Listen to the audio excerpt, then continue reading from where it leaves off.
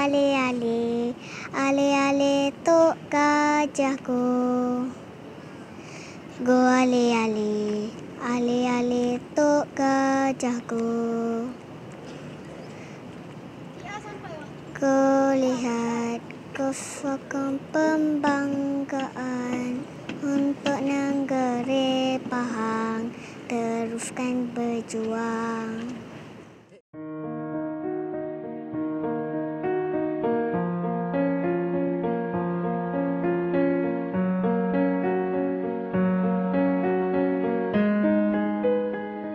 Pada tahun 2010-2011, pernah satu ketika stadium ni dihuni oleh penyokong daripada luar, bukan daripada negeri Pahang.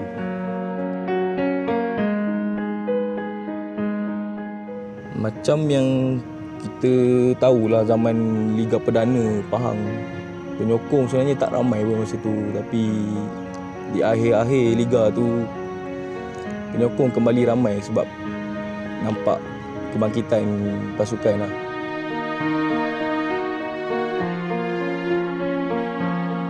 Kita boleh tengok 2-3 tahun kebelakangan ni dengan semangat yang ada, walaupun kita tak ada star, kita tak beli star. Kita tak beli star kita create star, dan dengan star ni lah membawa balik kejayaan ke negeri Pahang pada tahun lepas. Dan kita sendiri pun, saya sendiri dan juga kawan-kawan dan juga mungkin harapan rakyat sebelah daerah di negeri Pahang ni mengharapkan supaya Piala Malaysia tu kekal dekat sini lah. Bagi satu kenangan manis kali ni untuk penyokong-penyokong, sebab diorang dah kembali ke stadium, memenuhkan setiap ruang yang ada untuk menyokong pasukan kita.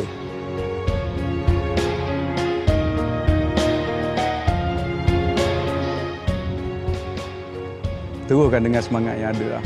Kita lupakan apa juga masalah, lupakan juga apa juga benda-benda yang orang cakap datang daripada luar ni. Yang kita kena ingat satu je kat sini, negeri.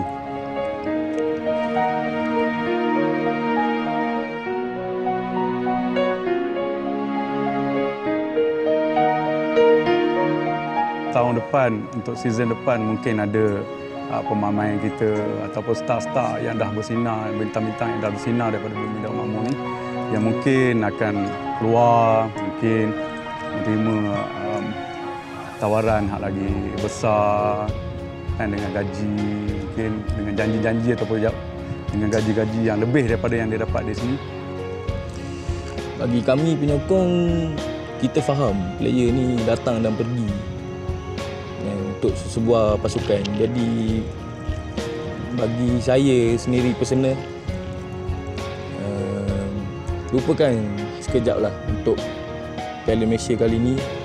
Ingat pada pemain-pemain semua, pada pengurusan, pada pemain, kita ada sebelah daerah, dan daripada sebelah daerah ni harapan daripada mereka ni kepada kamu semua, pada semua pemain, agar dapat kekalkan Piala Malaysia yang kita dapat tahun lepas.